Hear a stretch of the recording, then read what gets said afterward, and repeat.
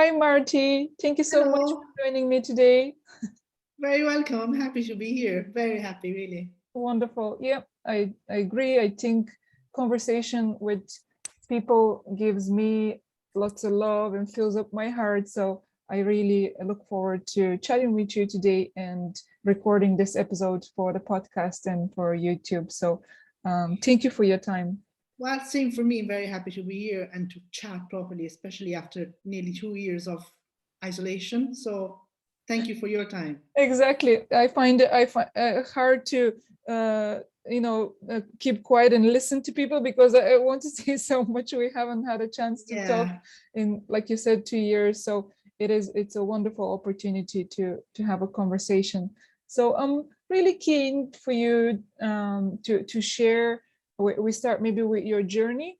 I know you All as an right. artist, and I know your work through social media and through order I put in for a friend, a commission that you did a really, really nice job, and I'm delighted. But I would love for you to share how you came to your talent or your skill, and how maybe early on, when did you discover, or what kind of inspired you? Were there anybody around you that you kind of went, oh, that looks interesting, I would love to do some of that. So how did you start on your journey? Well, I'd like first to specify that I don't believe in talent Okay. as we describe it. I think the talent is most kind of consistency and stubbornness, maybe. Yeah. So, the more you kind of insist, the better the thing will come out. And that's exactly how it happened for me because I started to draw very late in life. Well, very early in life as everybody else, but then, as kids, we all draw, and then Yeah. eventually many of us stop for aesthetical reasons. We judge ourselves so hard, Mm. and in every aspect of our lives. And the drawing as kids is probably the first very hard judgment we give to ourselves. Yeah. So I did that, and I stopped, and very simply then I started to draw again when I was 25 years old.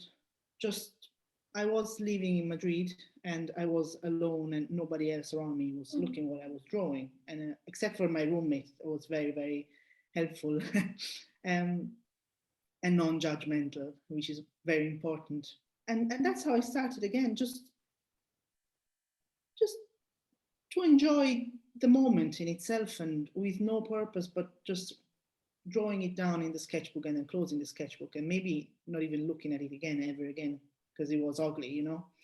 Then I kind of get into watercolors and urban sketching, and I joined the group in Madrid that was going around for sketching in the streets, and it was a very, very liberating and mindful exercise because it was just, you sit there, you have 20 minutes, whatever comes out with whatever you have accessible to you. And I hadn't any serious instrument at the time, really. I went into Tiger and I bought a pack of, I think, children watercolors, and that's how it started. And I would still do that every so often, no problem. Because again, I don't think it's about talent and instruments. It's really about yourself and what you like to put out there. And so yeah, then I eventually kept doing that, kept drawing, and gained a bit more confidence now. I didn't have Instagram at the time. Facebook wasn't Facebook business. So I just kept doing it for myself. And like friends and family were like, they're very nice. Do you like try and sell them? I was like, yeah, but like, how will I price it? And who would buy it? And what will I draw? So I started to do a little bit of markets, and I was still in college, and I, I had no intention of kind of going into illustration at all. And I hadn't any illustration until any sorry intention to get into illustration until probably 3 years ago. So I trained as a tattoo artist after college because I wanted Wow. to make money drawing, and I knew that drawing itself didn't bring me enough money. At least it did in Italy, because that's where I'm from. Um, so yeah, I then moved to Ireland with the intention of being a tattoo artist. And then, as everything else happens, I kept drawing as an urban sketcher. People around, locals saw it and they were like, would you draw my house? Or would you paint my pub? Things like this.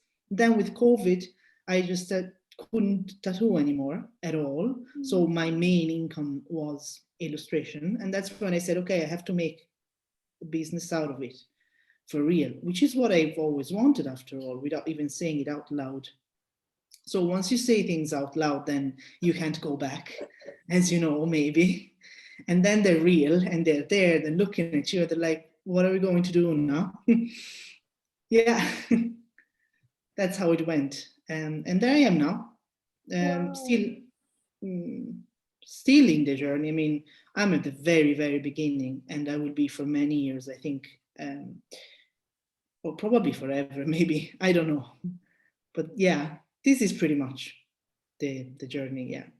That's amazing. What a wonderful. Thank you for sharing. I really relate to welcome. it in the same way, like you said, that as a child, we really judge ourselves and we compare to what's good or what's considered, good art or not. And like you said, I like about the talent, because I considered that you're born with that and that's it. And what I didn't draw, I consider I didn't have the talent, so I never pursued it. And only recently, being exposed to you and the other girls in the artist group, it kind of gave me that permission, I suppose, how everybody expresses, and there's no rules, and there's no, I suppose, a scale of really good or bad, and how Exactly. the value of uniqueness is so amazing that Yeah. if there was a scale, or if there was a measurement, that'll be so boring. Like we'll all be drawing the same thing, or Then again, it wouldn't be art, like, Exactly. and especially like if we go into the concept of illustration, which is seriously like bringing into image concepts. How can that be objective? Can't be objective, Yeah. Otherwise, of all the illustrators in the world, we wouldn't need them all. We only need one, Yeah. or either all of them would draw the same thing. Mm. And even if the concept is one, if you take 500 illustrators, there won't be an image the same as the other, Exactly. luckily. Yeah. So individual. And I really like the side of art, that it's healing, or it's mindful, or it's about, like you said, just for the moment. It's Yeah. the result is not as important as the moment now, what you're doing. And I think people also experience that when they buy art, or they bring it home, and they have those moments of enjoying that work. So I really like how you described your journey, and I didn't know anything about that you were a tattoo artist, so that's really Yeah. interesting.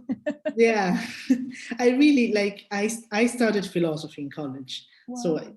I mean, it had anything to do, apparently, even though, as I keep saying, it has everything to do, Yeah. because it really allowed me to be like what I want to do, not even what I want to be, who I want to be, because like what I make has little to do with who I am. I think sometimes, we tend to identify ourselves a lot with what we make, and let's even getting a bit free from that, me, whatever will come out of me will define me. No, it's not true. It'll just come out as a group of things and a bit of you and whatever it is in that moment that is not necessarily you.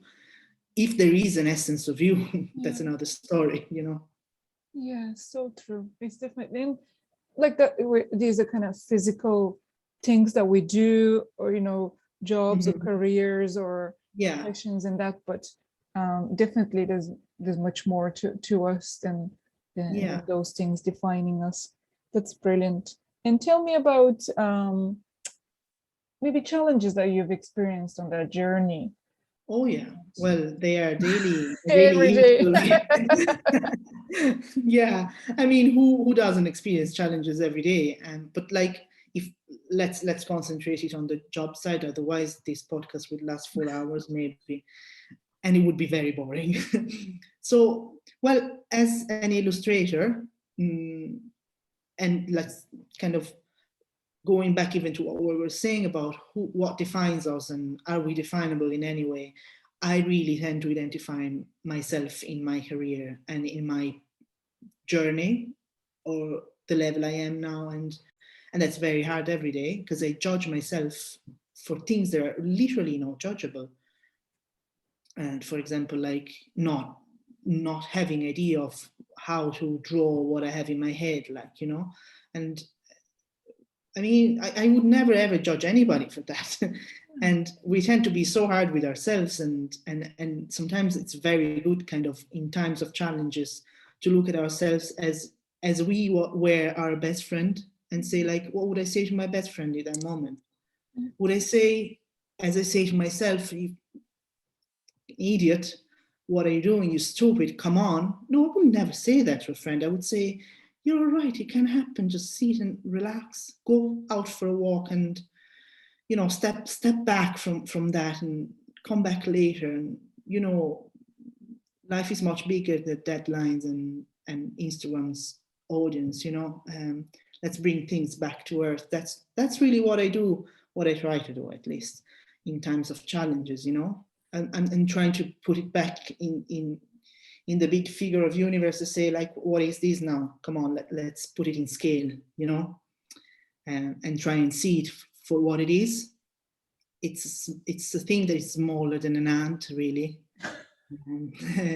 So take it for what it is, go out for a walk, and yeah, then it really, really helped me, other than this, to listen to other artists, like serious illustrators that illustrated for, let's say, Barack Obama, you know, people like these level of people, and this woman, this illustrator that is Lisa Condon, she's a very famous one, and I was very, very kind of shocked by what she said probably a year ago, and she's big into illustration for more than 10 years now. And last year she said in a podcast that she was very, very anxious, in average once a week, that she would have no clients because maybe that day nobody contacted her, or that week nobody contacted her. And I was like, okay, this is happening to me now, and this is going to happen to me forever probably. So I must try and put it in a frame and see what this really is, you know?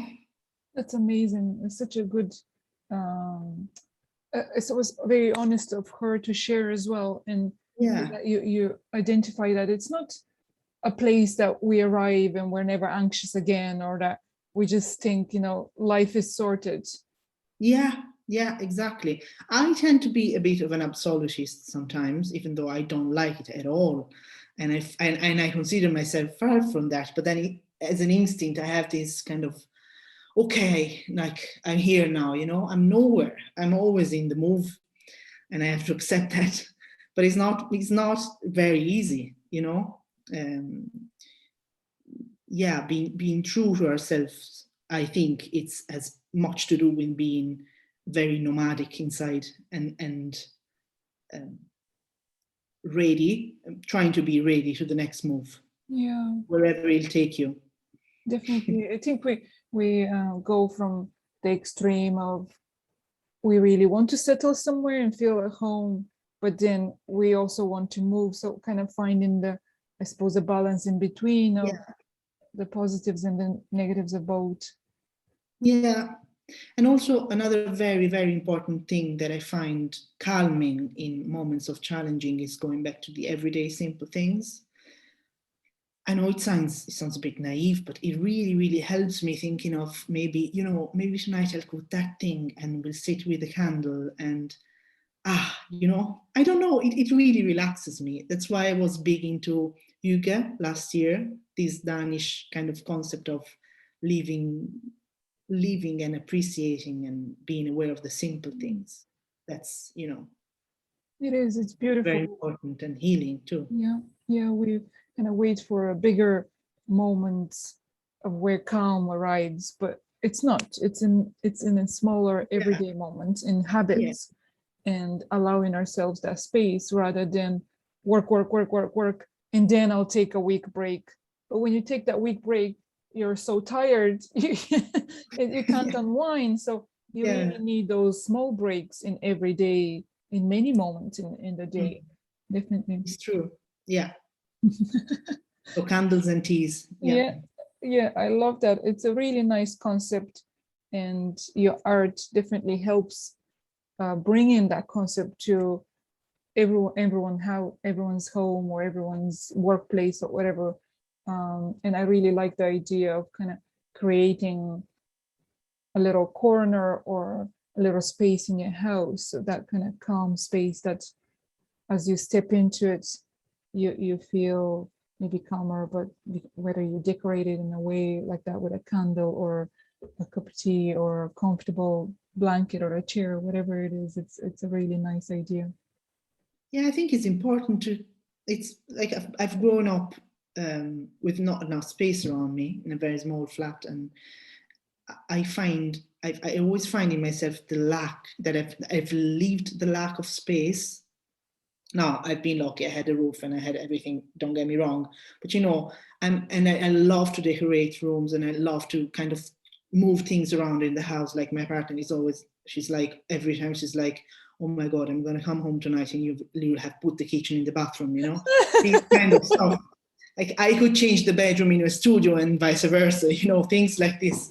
And I really, really think it's so important to kind of step into space that is your own with very simple things. You don't have to have a villa. Actually, it's quite the opposite for me, you know, cozy small places and rooms full of yourself, full of what you like. And I think, like at the very beginning, especially in lockdown time, the majority of the things I was drawing was about that, was about kind of try and create something that on a wall would give me that sense of coziness and feeling home and bit of escape of the mind from the moment that we were all living at the time. Yeah, definitely that pause.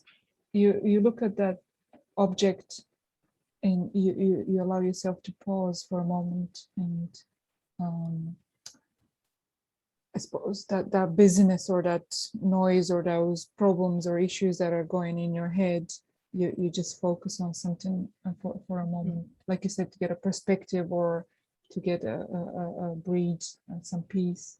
Definitely. Yeah. What makes you, I'm curious, when you said you can change, so in one moment you see a room and you think, okay, this is, you know, a lovely office or that, but in say the next day or whatever, you look at it, in what way do you think the inspiration, or you just get a different energy of the space, or Yeah, I think I need to swift energy very often. okay, Like for example, my studio never has the desk in the same place. Like it goes around every month, really. I'm not joking. I need to do that. And again, I think that like I was very, very limited when I was little in my little room, very little room. That there was a space for the room, for the bed, and just a little table. I didn't have options like, and it was me. Like for many people, that would have been perfectly fine, but I can't, for example, sit at the desk and draw something that I have to do, knowing that I have a deadline, if it's not tidy and it's not in the way that I see the room. You know, I'm a bit sick for this, probably, but that's how I function. yeah. If I think that the table there would allow me to do that, now for Christmas Day, for Christmas time, I have to do this stuff. Okay, I need the tables in these two positions, you know. And I'm so lucky now that I have the space to really move things around. That's And really move, interesting. shift energy around. Yeah.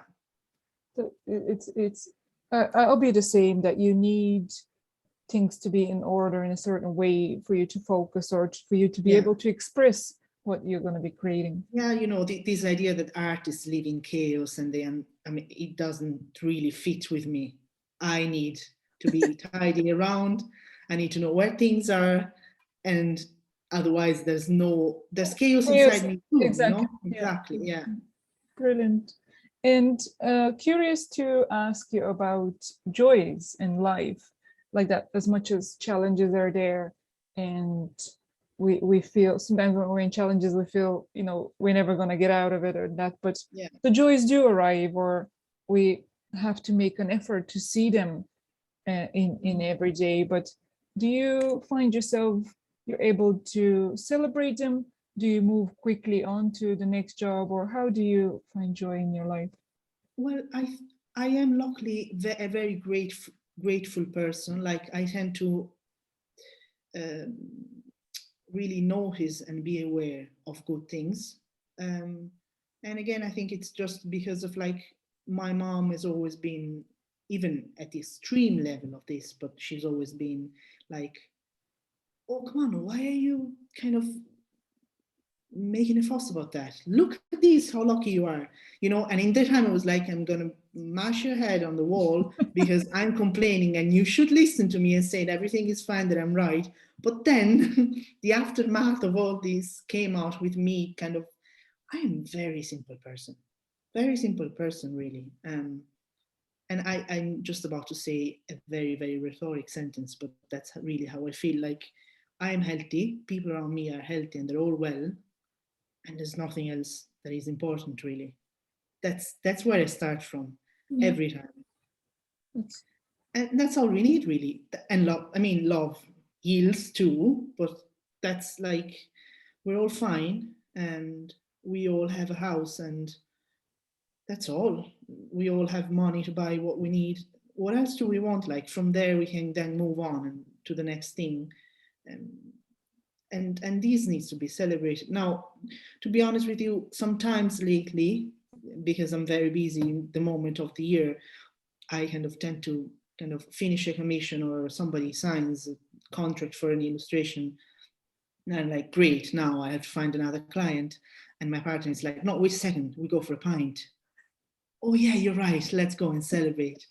So you see, I'm lucky in that too, that when I miss that moment because I'm too into the thing, then I have somebody that kind of stops me and say, no, no, no, now we have to stop and celebrate the moment and mark it. And this being open this way to the universe will bring more abundance of any kind then, oh, that is so I think. important.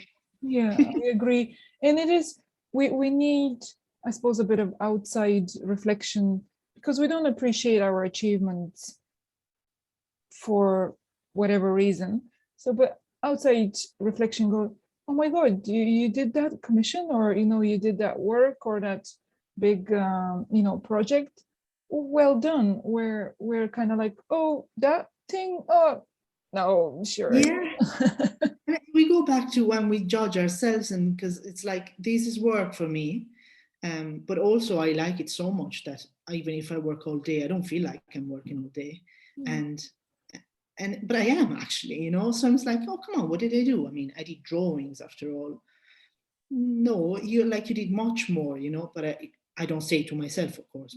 But again, I would say it to my best friend, and I say Exactly. to my fellow illustrators, I Yeah. say, oh my God, you've been amazing.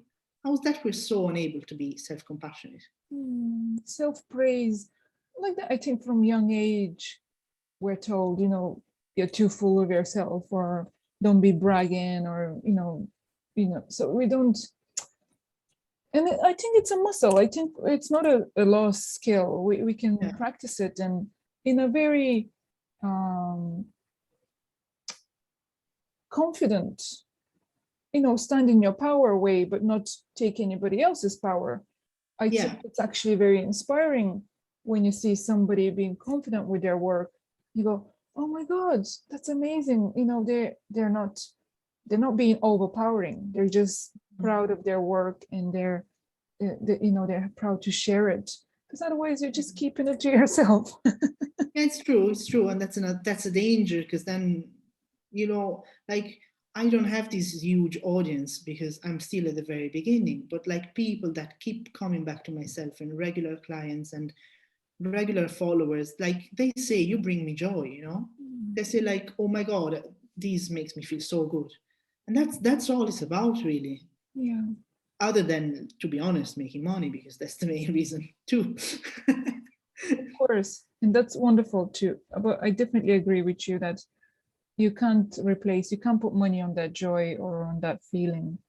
And No, you see, sometimes I think like, oh my God, like, in moments of like low clients, as it can be January and February, as you might know too. But like, in those moments, I constantly think of, I should find another job, and I should find a 9 to 5 job, because this and this and this and this, and then I just go back to myself, and then try and remind myself, why am I here? And if in those 2 months I have less money, I'm happier, and I can still do what I need to do. That is important, because we have to be real.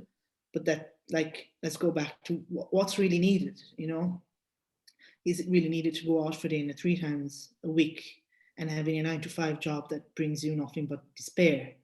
Or maybe you can cook something at home and being in the average happy in your everyday life too. Yeah. I agree. I think, and like you said, the busy months that are before Christmas, you can't sustain that. If it was like that for the whole year, you No. burned out. So it is important that there are quiet moments, and yet we're panicking when we're quiet. We can't relax. Yeah. So much, and thinking that that's going to be forever. Then. Exactly.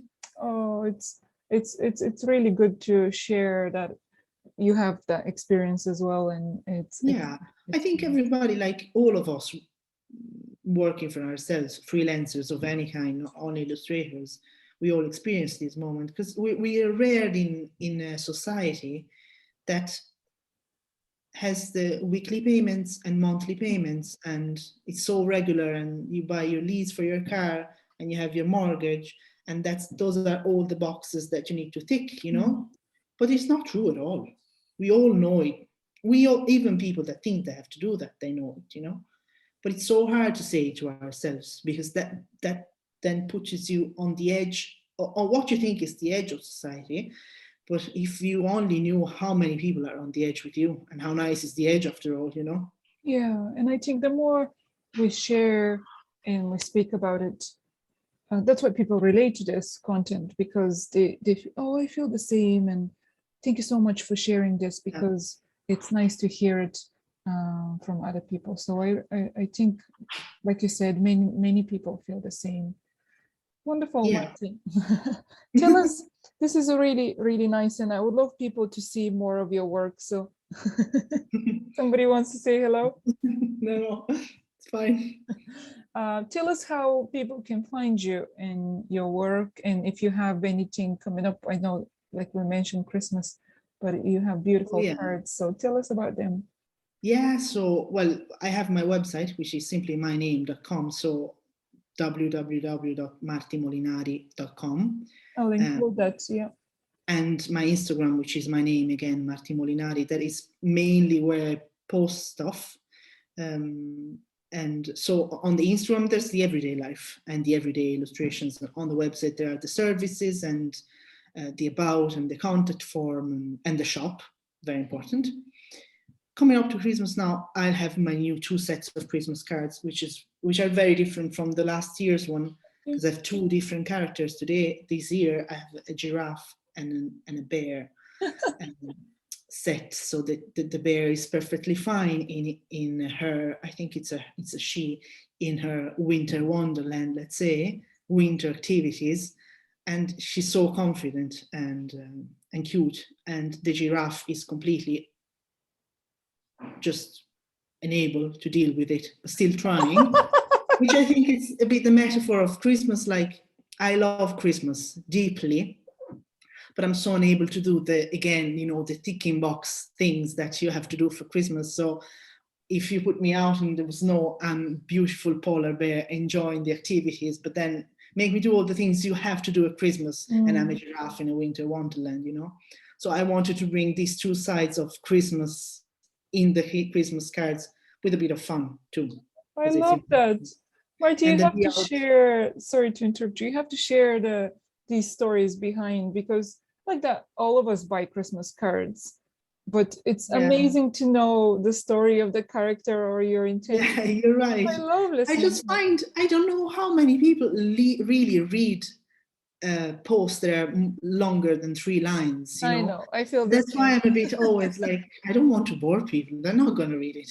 But then you're right. I'll write them. I think I would love to find out the stories or your inspiration, and like you said, we all have a bit of these characters in us. So yeah, I think it'll be really interesting. Good. I will. So good tip. Yeah. And tell us what else you have coming up. Oh, I have new prints. I have a series of prints of places of Cork.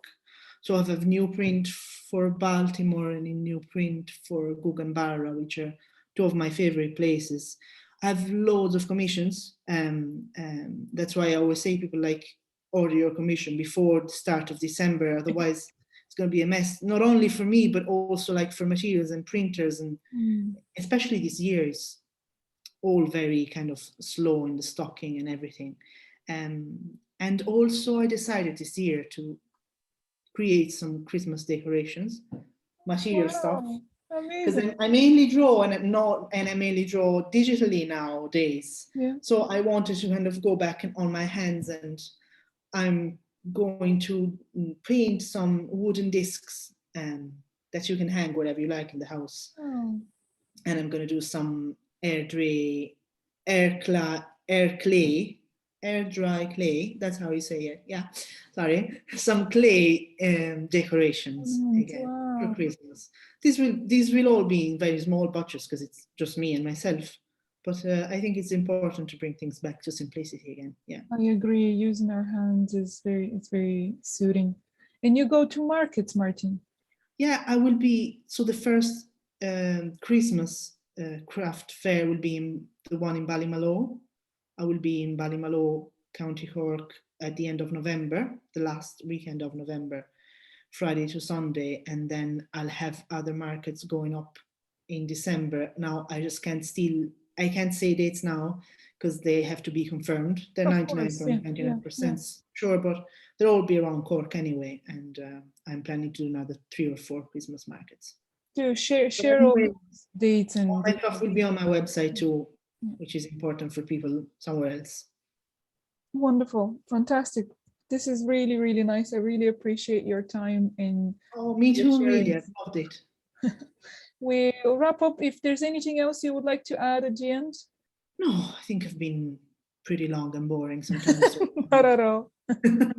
It's great to hear and relate to the person behind the the brand or the painting or the art or the Instagram account. And I think we all kind of struggle with